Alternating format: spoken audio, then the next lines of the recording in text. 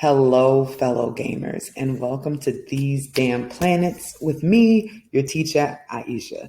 I've just been dragged through whatever full moon this was, but I'm happy to be back with you guys because this conversation is right on time. See, I'm having to leave an ear out so I can actually hear guys as I wear my headset so you understand that we are in a game together. So today, for These Damn Planets, we are going to be getting into your natal chart and what these planets actually do. They are all receptors for the energy that is received through your body, through your chakras, through your human radio receiver, as I keep mentioning. Now, each one of these pieces, these components, has a specific use, both for energies that are coming in for you to receive and for energies that you are sending out to other people. Today's lesson is all about helping you to understand better the pull of your energy and the way that you are interacting in this game, essentially. This is all about your character. When the moon is full, crimes increases. You heard that mess? Yes, this is true. Actually, that is where the term lunatics come from. Lunacy, something that people used to consider a mental illness because they noticed a pattern when the moon was full that people would start to act out. Now it actually turns out that this is because the moon is connected to your emotions, to your feelings, to past lives and memory. So when the moon is full, depending on what sign it is, it connects to the energy within each and every person and pulls up any old or suppressed emotions or anything like that that needs to come up. That is the general idea I want you to take with these planets. They all have a trigger effect on your human, and you can decide to remain within your flow, in your vibration, or you can deal with the variety of triggers that come along. So say, for instance, the moon is full in like Scorpio. So all your transformative, scary shit comes up, right? You can either go into a depression because all that stuff came up and drowned you, and that's fine because it might have been what was needed then. Maybe you weren't accepting your emotions. Or a whole bunch of shit can come at you to try to get you to fold back into your own ways, but you have evolved so high above that into the phoenix that all this stuff sort of slide past you and you avoid that whole moon trigger. So that's essentially how this is going to work for all of these planets that I'm going to be talking to you about today, guys. Each zodiac frequency rules a specific area of your astrological design. Each planet is a receptor. At the moment that you were born, you came through a portal, your mom's vagina. But spiritually, your soul came through a portal, and that consciousness, that energy is made up of all the frequencies, all the static that is found in these planets. Like the planets shot out a consciousness that is a collection of these 12 main energies for a person to create a certain life for themselves, something that the Matrix needed, something that the game needed. The game needed your character. And for that reason, you spawned. So, Aries, let's get started. I'm about to go through all 12 of these. So please get your pen and paper and sit down, guys. Get comfortable because it's really important that understanding the base of this sets you along way beyond this 4-week class.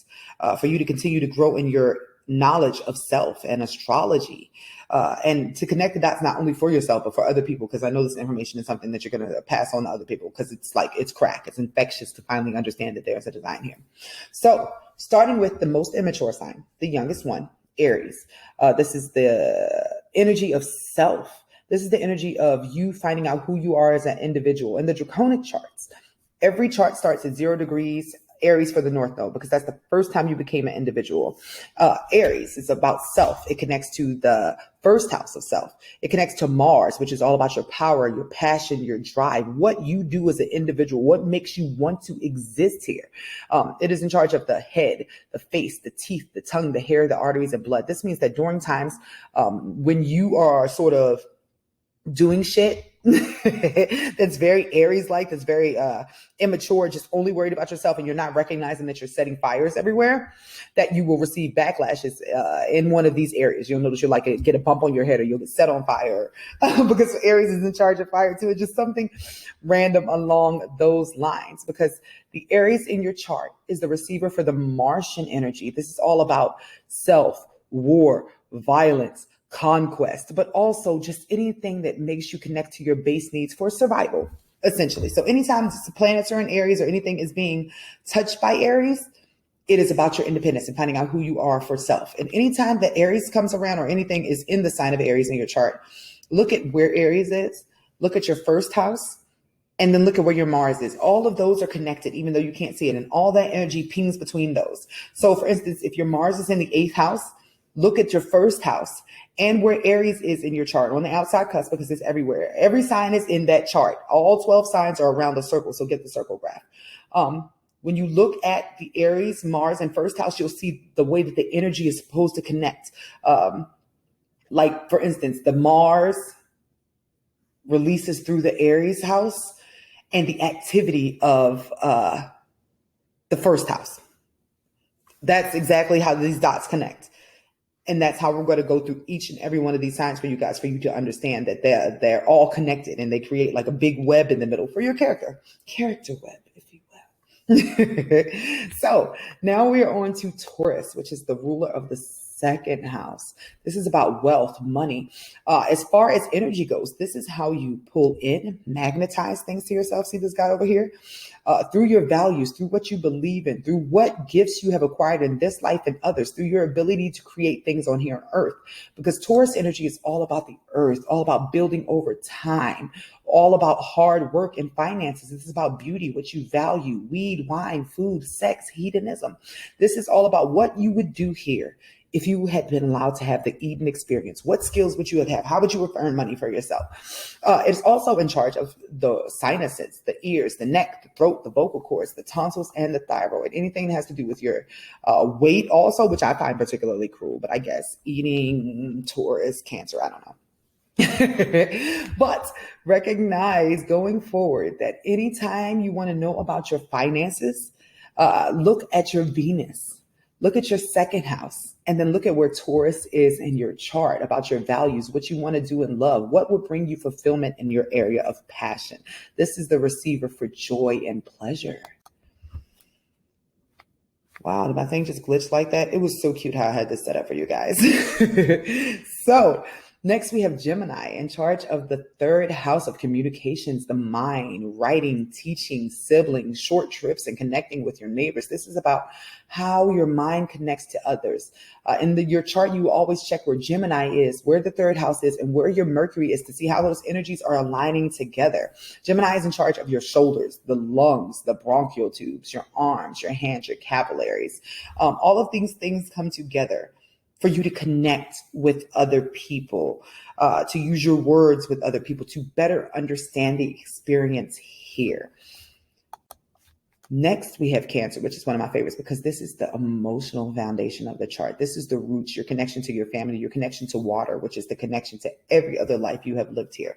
This is about your emotional foundation, your psychological foundation, your generational traumas, things like epigenetics, like generational curses also. Just everything you experience as a child, everything that develops who you are now as a person in regards to your nourishing. Cancer is also in charge of the breast, the diaphragm, the womb, the lymphatic system, the vagina, the stomach, and the right eye. The right eye is totally weird, right? But this is about your relationship with women in your family, just being a caring being, being an empath. Wherever Cancer is in your chart, connect that to the 4th house and the moon in your chart to understand how your feelings work and also what energies you are picking up from other people, because everybody is a empath in some way, shape, or form. It just depends on how their design is actually. Next, we have my favorite, Leo. Because why did God mess around and make me a Leo? Look at the Leo's face there, right? Yeah, I'm a resentful Leo because I hate that everybody hears you're a Leo and is like, oh my gosh, it's a fucking Leo. Leos are the sun, okay? All right, so pretty much if you're a Leo, you came here to shine, bright like a diamond. Whatever it is you're up to, just shine, just inspire. You're going to trigger people one way or the other. The Leo energy is about your childlike creativity, what you do when nobody else is around, just what you would do if you had free play mode. Self-expression, creativity, your inner child, your relationship with actual children, how you best use your natural energy to go about your day. Leo is the ruler of the heart, circulation, the blood, but blood pressure, the spine, the back, and the left eye. In your chart, you're going to connect this Leo energy to find out what your ego identity is. What is the heart of your character, which is different from Aries, because Aries is about the self, the base self. the survivor self. Leo is about what you do when you are in your freaking zone, what you do when you are shining, baby. And you're going to connect that sun to the 5th house. And I'm like, hold on. And wherever Leo is in your chart, to connect the energy of what you need to do to step into your childlike self or reconnect back to that inner child healing. Because this is the only way you shine uniquely as yourself, through this sun and through the characteristics of those other houses and the actual sign of Leo.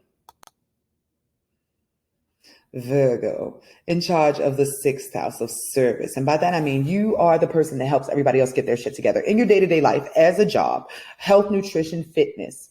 You're really good at seeing the practicality of each issue and narrowing stuff down. This is the co-ruler of Mercury, which means this also works with the mind, but healing the mind, healing the body, healing the soul. This is about taking care of the human body. Like, this is very healer energy. So to speak. It's in charge of the digestive system, the pancreas, the small intestines, the eyes, and the ears. This energy connects to what you're meant to be doing in your day-to-day life just to be productive, to pay the toll for being here in the first place. Wherever Virgo energy is in your chart and wherever Mercury is, this sort of doubles as an outlet for your mind and an outlet for this experience when learning to connect with other people through the Virgo energy. This is about being detached, but learning. Now, Libra. Libra season actually starts tomorrow. I know this class is going to be one that goes on like for quite some time, but right now, while I'm recording this class, Libra season starts tomorrow. And 0 degrees Libra, or the first day of every season, just remember this for you guys, is the opening chapter. You're about to learn something today, and for the next 30 days, you're going to be building on that lesson. Libra is about partnership and balance. It is a beautiful season because it is helping you, whether it is an actual partner or you learning to be the partner within yourself. It is co-ruled by Venus. So this is the love part of Venus and your values. What do you want in a relationship? What brings you unique happiness? Like, what are your luxuries? What is the finer part of your experience here? Libra is the ruler of the kidneys, the bladder, the sense of touch, insulin, the veins, the lower back, anything that technically balances out and keep your body cleansed. That's going to make sense too, right? I find it always wild how these body parts line up. I can't keep them memorized because it's like so random how the body parts connect here. But remember, whenever you are looking into the Libra energy, you're finding what brings you balance, especially your partner, your perfectly yoked half, right? Check your 7th house and where that Venus is in connection to where the Libra energy is to see the full scope of how that's playing out for you. And your partnerships and your contracts status. Now here we are, the lovely Scorpio. You see how I really like designing this because Scorpio is all about the Phoenix. After you go through the phase of being the Scorpion, which means you just think everybody that comes your way. The snake, which means you're a bit smarter than the Scorpion now, but you do stuff sneakily, you slide around. And then the Phoenix that has overcome all those other areas of difficulty, and you are just like lit, right? This is the house of transformation. This is ruled by Pluto. Pluto is sort of the enforcer that comes behind Saturn. Like if Saturn caught you doing something that was like against your contract, Pluto comes behind you like, hey, yo, time for the punishment. Got to change that. Scorpio is in charge of your reproductive organs, the genitals, the prostate, the rectum, the colon, the urethra, the pubic bone, and the urinary tract. Just all the sexual shit, all that sort of stuff that is connected to your power, because that's what the Scorpio energy is about. Check your chart for where the sign of Scorpio is, where your Pluto is, and where your 8th house is. Those things all connect the setup for the way your power is built. Your power that you develop through difficult times, through transformation, how you use your power against other people and how their power is used against you also can be seen through the Scorpio connections and the Pluto that you see in your synastry. If you put your chart with somebody else, or just looking at the way you guys interact with each other. Say whatever house you have Scorpio in, if somebody has a Scorpio sun, they're landing in that house and they are a part of your transformation. Although that's a whole nother lesson. I want you guys to understand this Scorpio energy is about power, money, real estate, taxes, death, inheritance. It's just all the really deep things in this place. Next, we have lighten it up, the Sagittarius. This is the prophet, the Dora the explorer, the person that goes out into the world and experiences things. This is the person that is all about that fuck around and find out scientific sort of energy as you make your own rules, going out into the world away from what your family taught you. Sagittarius rules Jupiter, which is about expansion and growth and luck and just that full energy of jumping out there and seeing what the fuck happens.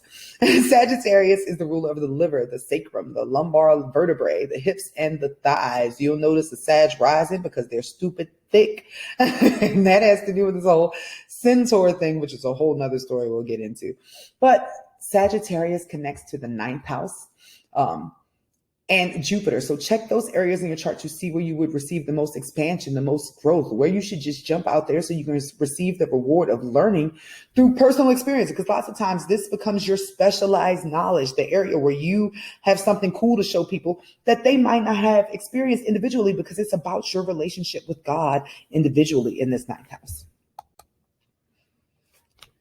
Now Saturn, Capricorn, one of my faves, because this is the test. This is the contract in your chart. This is what you sort of put on the scale for yourself to be tested with in order for you to get out of the game. The Capricorn energy rules Saturn, which is all about legacy, career. What name did you make for yourself? What did you give to this universe? Capricorn is the ruler of the skin, the hair, the ligaments, the tendons, the joints, the knees, the spleen, the teeth, and the bones. Saturn connects to the 10th house of your career, and wherever Saturn is in your chart, along with the Capricorn energy, those are all connected to give you the idea of what your contract is, what job you have to do, and what is the big thing besides your North Node that you have to complete in order to sort of ante up. Is ante up? I don't gamble.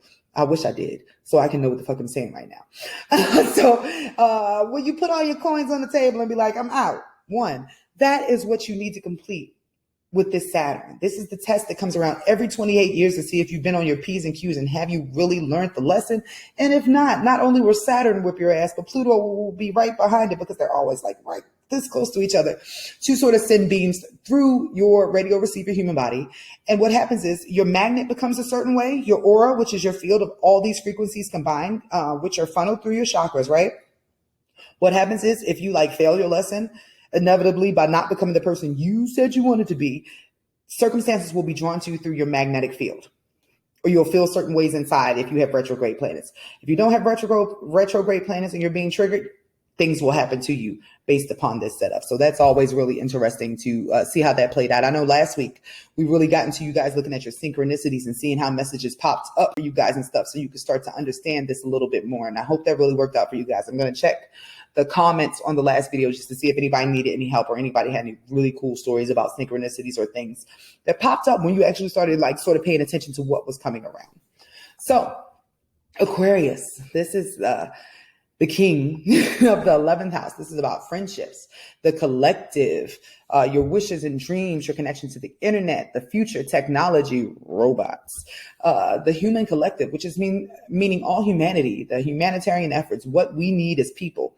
That means that this Aquarius energy connects to Uranus, which is the planet of radical change, innovation, changes that need to happen for us, with the 11th house in your chart to see what you need to do to contribute to humanity or to make your wishes and dreams come true.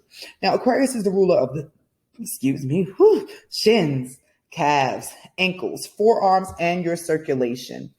This keeps things moving for you. And also it's how you don't go into the darkness away from everybody else. And what I mean by that is it can be easy to want to be alone when you are not with your soul tribe. The Aquarius energy will lead you to your soul tribe and the piece of yourself that connects to your mission here in humanity that sort of gives you what you wish and dream. It's crazy. They made you go out into dealing with other humans in order to accomplish your gains. So Pisces, this is, I believe, the last one. Wow, got through that. 20 minutes. I thought this was going to be a 40-minute video, but I really want you guys to understand without skimping the details.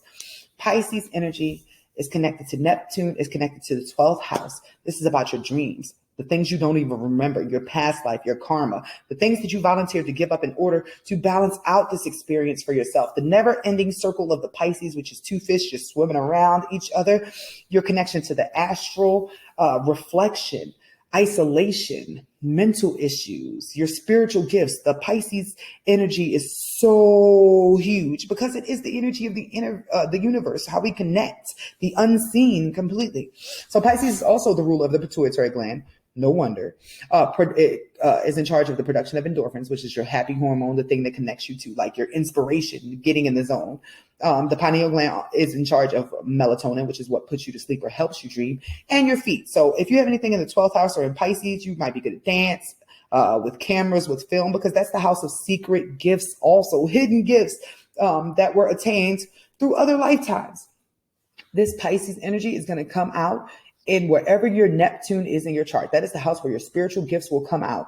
Also, wherever the 12th house is, connect those dots to see how your unique gifts or how your channels are coming through. Connect that to the body parts that you are seeing here as well.